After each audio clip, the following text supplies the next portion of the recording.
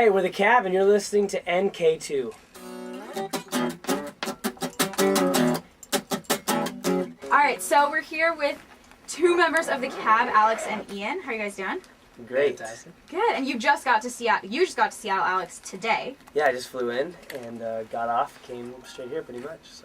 And you got in yesterday. Yeah, I got in the row. Ian actually got here when he was born, because he's from like 20 minutes away or something. Yeah. So is it cool to come back to Seattle Oh yeah, always. when you can? Yeah, any chance I can.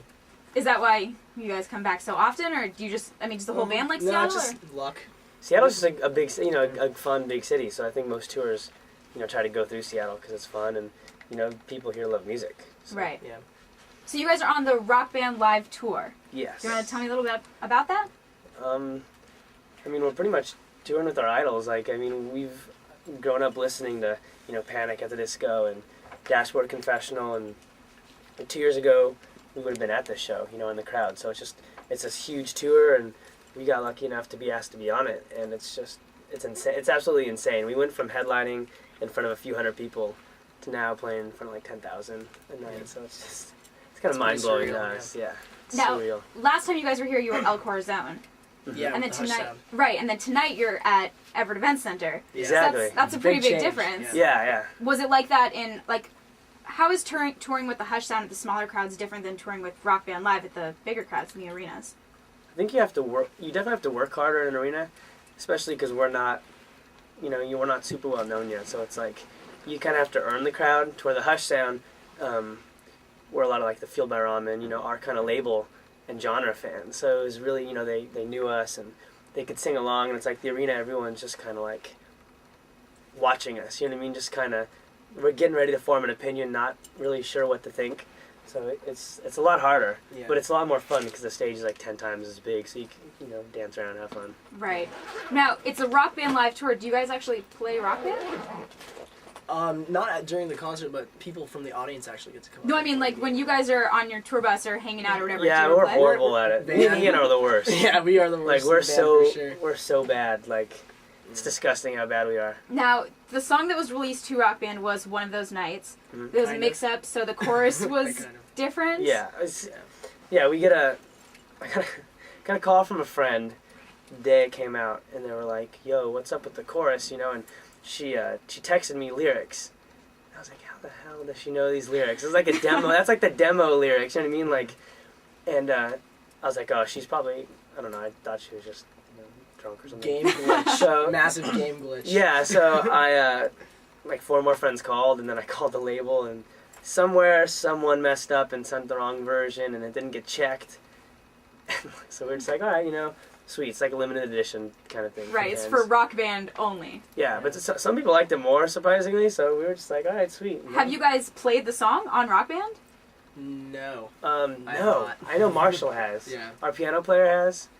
And Because would that be weird to be like, in Rock Band I wouldn't be you able can to pass sing. it. I wouldn't be able to pass that song. I'd fail miserably. Yeah. But, So if you guys end up playing it, you should give me a call and be like, so we played, but it's weird. yeah, I mean, hell, you could probably take our place and play for us. You'd probably do a lot better than us. Yeah. So I was checking out your guys' website, Mhm. and you have something called Cabisodes. Mm-hmm. How did that whole thing start? I mean, we're just kind of keeping in touch with our fans, we want fans to get to know us and kind of to just be on this, ride the wave with us. So it's like everything we do, like this tour, we have our friend Tom Harmon, and he's kind of videoing the whole thing. So just having someone just keep track and kind of just document, this part of our lives is really cool, and we like to share it, with our fans in any way we can. Right. And you guys have a lot of things online. You have a live journal, a MySpace, a Twitter, Yeah. everything. Some really cool new video stuff coming out soon that we're working on. We've been plotting backstage before every show on this tour. But yeah, I mean, we try to use it any way possible, to keep in touch with people.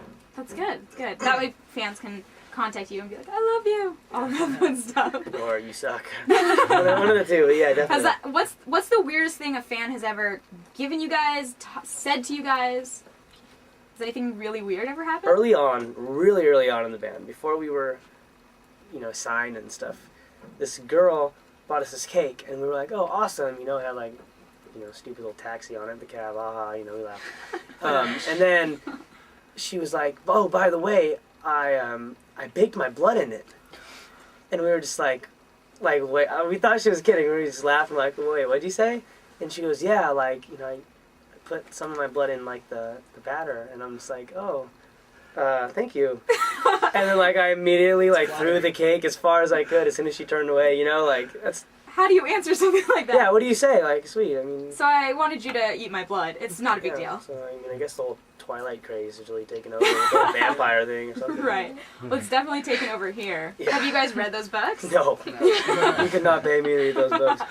You guys... I think I could tell you the whole story, though, just by everyone talking about it. Right. Like Edward and Bella, and see, that's disgusting that I even know that. You're all over that.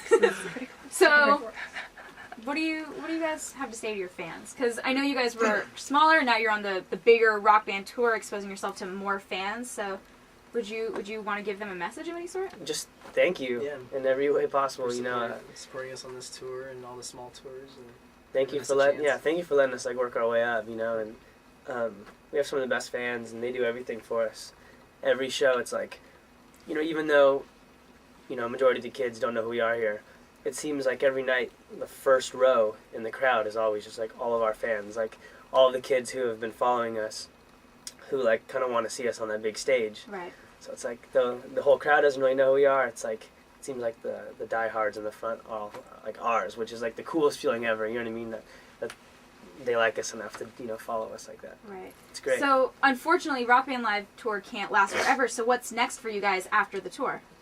I think a little break for the holidays, like Thanksgiving, Christmas. Mm-hmm. We're doing a couple off dates with one of the other bands in the tour.